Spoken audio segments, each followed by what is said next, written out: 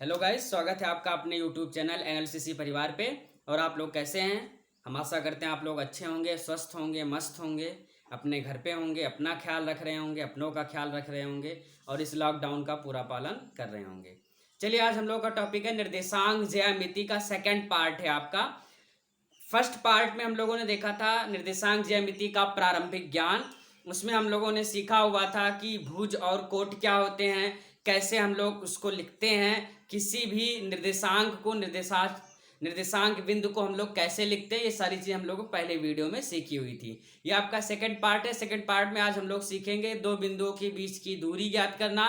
ठीक है, अगर दो बिंदु आपके दिए गए हैं और उनके बीच की दूरी कह रहा है तो आप कैसे ज्ञात करेंगे। तो आइए समझते हैं दो बिंदुओं के बीच की दूरी। आइए भैया समझते हैं दो बिंदुओं के बीच की दूरी को कैसे ज्ञात किया जा सकता है। अब मान लीजिए हम लोग के पास दो बिंदु दिए हुए हैं। पहले को हम लोग x1 कामा y1 मान लेते हैं, ठीक भैया। दूसरे को मान लेते हैं x2 कामा y2। पहला आपका हो गया x1 कामा y1 और दूसरा आपका हो गया x2 कामा y2। अगर ये दोनों दिए हुए हैं और इनके मध्य की दूरी आपको ज्ञात करने के लिए कह रहा है तो हम लोग कैसे ज्ञात करेंगे। चलिए, अब हम लोग मान लेते हैं इनके बीच की दूरी d है। क्या है? d है। तो d इक्वल टू फार्मूला आपका बन जाता है x1 माइनस x2 का whole square plus y1 minus y2 का whole square. x1 minus x2 का whole square plus y1 minus y2 का होल स्क्वायर, या इसको ऐसे भी लिख सकते हैं d इक्वल टू पूरे का under root x2 minus x1 का whole square plus y1 minus y2 का होल स्क्वायर। ठीक है, y1 माइनस y2 का होल स्क्वायर। अब आप देखिए यहाँ पे चीजें क्या चेंज हुई हैं। यहाँ पे x1 माइनस x2 हो गया और यहाँ पे x2 माइनस x1 हो गया। कहने का मतलब अगर इन दोनों को सॉल्व किया जाए और इसको सॉल्व किया जाए तो क्या दोनों का मान सेम आएगा? अब आप देखिए स्क्वायर है और हम जानते हैं कि अगर स्क्वायर में कोई संख्या है और अगर माइनस माइनस का स्क्वायर हो रहा है तब भी प्लस हो जाता है और प्लस का अगर स्क्वायर हो रहा है तब तो प्लस रहता ही है। उदाहरण के तौर पे अगर आप लोग देखना चाहें तो आपके अंदर कोई कंफ्यूजन नहीं होनी चाहिए। अगर मान लीजिए हम लोग लेते हैं 2 माइनस 3 का स्क्वायर, ठीक है, और इसी को पलट देते हैं 3 माइनस 2 का स्क्वायर। ये दो कंडीशन आपकी मिल रही है। पहली सिचुएशन ये मिल रही है 2 माइनस 3 का स्क्वायर हो गया और दूसरी आपकी मिल रही है 3 माइनस 2 का स्क्वायर हो गया। ये आपको दो तरीके मिल गए। अब दोनों को अगर आप सॉल्व करिएगा भैया, पहला अगर हम लोग सॉल्व करते हैं प्रिय योद्धाओं, अगर हम लोग सॉल्व करते हैं तो आप देखिए दो में से हम 3 घटा नहीं सकते हैं। तो वी नो दैट कि जो बड़ी संख्या होती है उसमें से छोटी संख्या घटा दी जाती है और चिन्ह माइनस का लगा दिया जाता है योद्धाओं। चलिए, तो हम लोगों ने क्या किया, -1 का स्क्वायर कर दिया अर्थात 1 हो गया आपका। चूंकि हम जानते हैं कि अगर कहीं पे -1 इंटू -1 लिखा हुआ है तो इसका मतलब 1 लिखा हुआ है, because -1 into -1 is equal to 1। ठीक है, माइनस माइनस का गुणा प्लस हो जाता है। चलिए, अब अगर यहां पे हम लोग देखते हैं दूसरी कंडीशन देखते हैं तो आप 3 में से 1 घटाएंगे तो 1 हो जाएगा, 1 का स्क्वायर बराबर 1 हो जाएगा। तो इसके और इसके मान में कोई डिफरेंस है भैया? नहीं है ना। इसलिए आप लोगों को बताया गया कि सूत्र को याद रखे रहिएगा कि x1 माइनस x2 का whole square plus y1 minus y2 का होल स्क्वायर या x2 माइनस x1 का whole square plus y1 minus y2 का होल स्क्वायर। यहां तक किसी को कोई दिक्कत नहीं होनी चाहिए भैया। चलिए, इस पे सवाल भी देख लेते हैं। चलिए भैया, आपका सवाल कह रहा है, सवाल देखिएगा, कह रहा है बिंदुओं 8 कामा -2 तथा 3 कामा -6 के बीच की दूरी ज्ञात करो। बिंदुओं 8 कामा -2 तथा 3 कामा -6 के बीच की दूरी ज्ञात करो, यही तो कह रहा है भैया। चलिए, अब हम लोगों को पता है ये पहला आपका बिंदु दिया हुआ है 8 कामा -2 और दूसरा बिंदु आपका दिया है 3 कामा -6।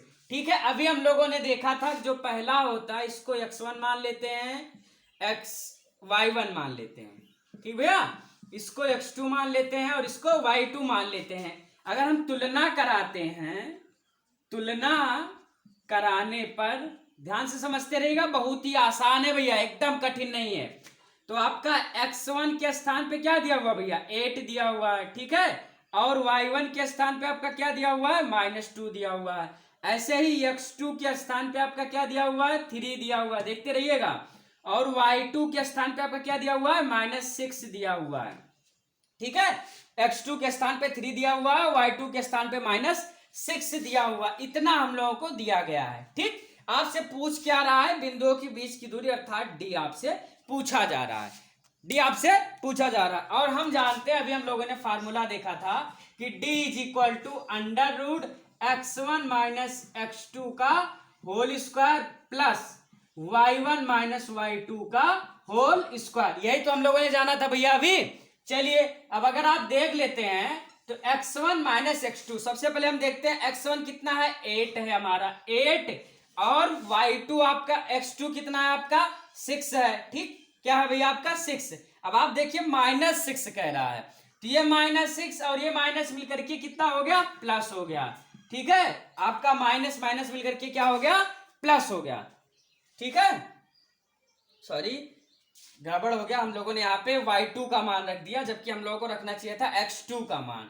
तो यहाँ पे 3 है आपका, तो यहाँ पे 3 आएगा भैया, आपका कितना आ जाएगा, 3 आएगा। तो 8 - 3 हो जाएगा, चूंकि x1 और x2 दिया हुआ था। चलिए अब आगे देखते हैं, y1 का मान आपका कितना दिया हुआ है, -2 दिया हुआ है। यहाँ पे हम लोग लिख लेते हैं -2, और y2 का मान आप अगर देखिए, ये माइनस और ये माइनस मिलकर के आपका प्लस हो गया, तो प्लस y2 का मान आपका कितना हो गया, 6 हो गया।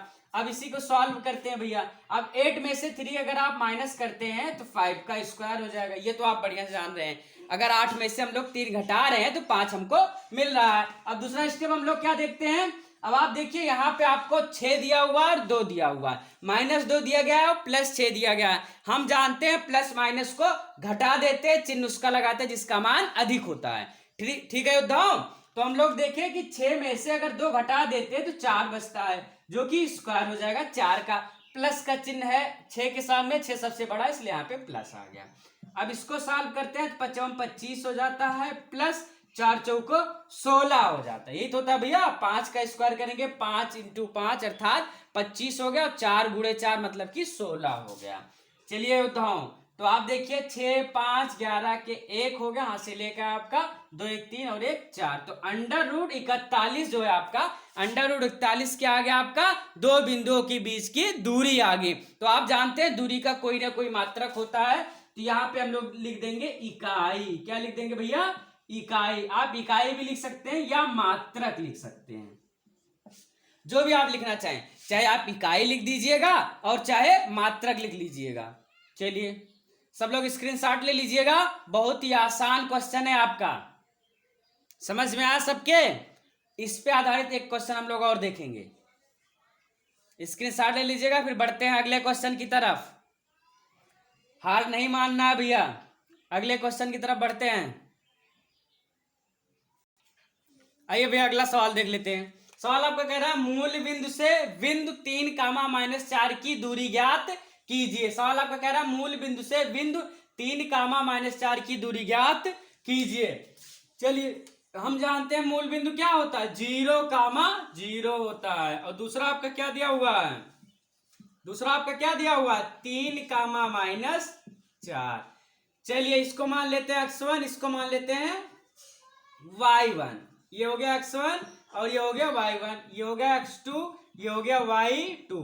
अगर हम लोग यहां से देखें तो x1 बराबर हमारा 0 आ गया, और y1 बराबर हमारा 0 आ गया, और x2 बराबर हमारा आ गया 3, और y2 बराबर हमारा आ गया -4। यहां तक किसी को कोई दिक्कत नहीं होनी चाहिए भैया। ठीक है, पहला जो कह रहा था मूल बिंदु 0, मान लिया हम लोग, और दूसरा कह रहा था 3, -4, तो पहले को हम x1 y1 मान लिए, दूसरे को x2 y2 मान लिए।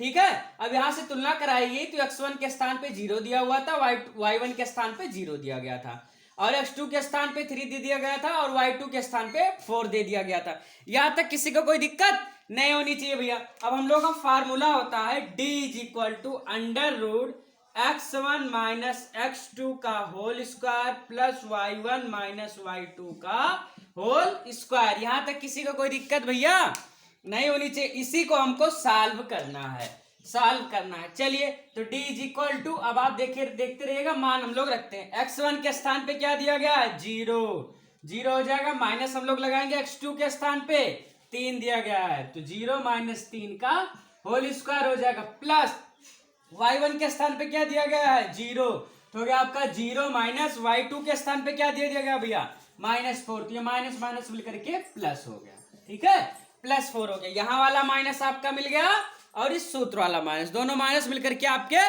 प्लस हो गए, ठीक है। अब आप देखिए 0 माइनस 3 का मतलब क्या हो जाएगा 9 हो जाएगा, क्योंकि -3 हो जाएगा, 0 का मतलब कुछ है ही नहीं है, तो -3 का स्क्वायर होगा आपका कितना हो जाएगा भैया 9 हो जाएगा, ठीक। और उसके बाद प्लस यहाँ पे 4 का स्क्वायर होगा तो 16 हो जाएगा।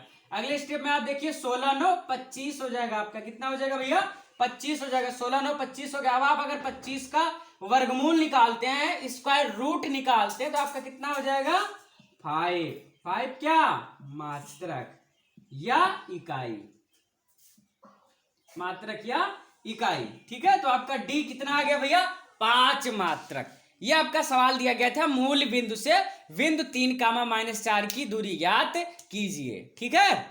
समझ में आया सबके? स्क्रीनशॉट ले लीजिएगा भैया, स्क्रीनशॉट सब लोग ले लीजिएगा योद्धाओं। चलिए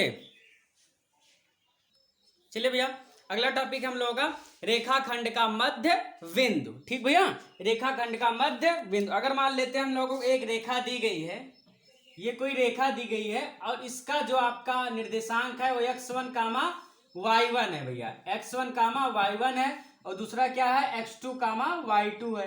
पहला x1, y1 है, दूसरा x2, y2 है, ये आपके निर्देशांक दिए गए हैं, ठीक। इसको बिंदु A मान लेते हैं और इसको बिंदु B मान लेते हैं, और कहा जा रहा है कि एक बिंदु C है जो कि इन दोनों का मध्य बिंदु है, ठीक है, जो कि एक बिंदु है C और जो दोनों का मध्य बिंदु है, तो इस मध्य बिंदु का निर्देशांक ज्ञात करो।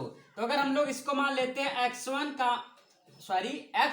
y अगर हम लोग मान लेते हैं तो आपका फार्मूला बन जाता है x, y बराबर हो जाता है भैया, बराबर हो जाता है आपका x1 प्लस x2 पूरे बटे 2 भाग कामा करके y1 प्लस y2 पूरे बटे 2, ये आपका हो जाता है मध्य बिंदु का फार्मूला, ये आपका हो जाता है मध्य बिंदु का फार्मूला। समझ पाए भैया?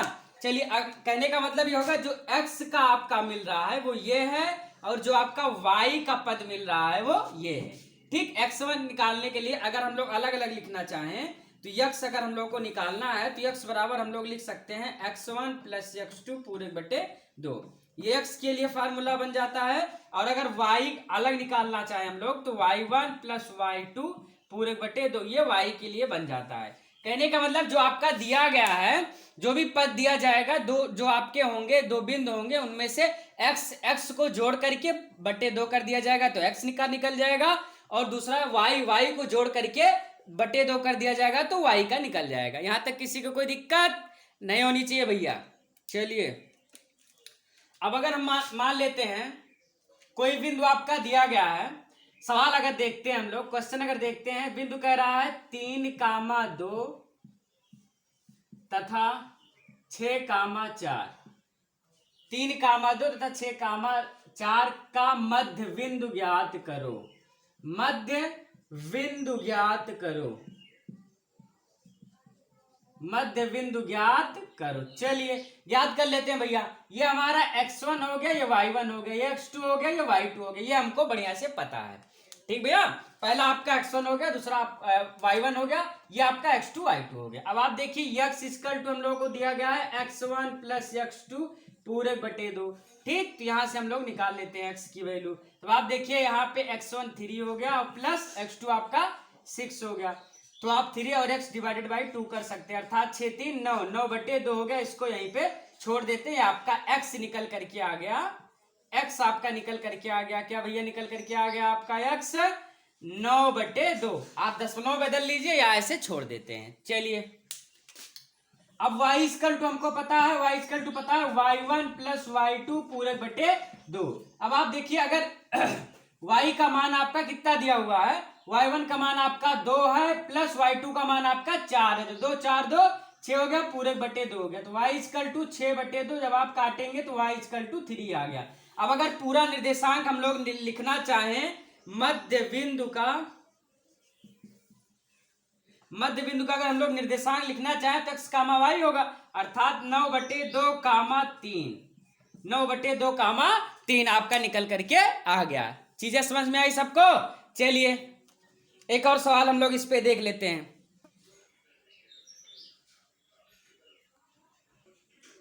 चलिए भैया, आपका अगला सवाल है कि 3, 2 तथा 5, 6 का मध्य बिंदु ज्ञात करो।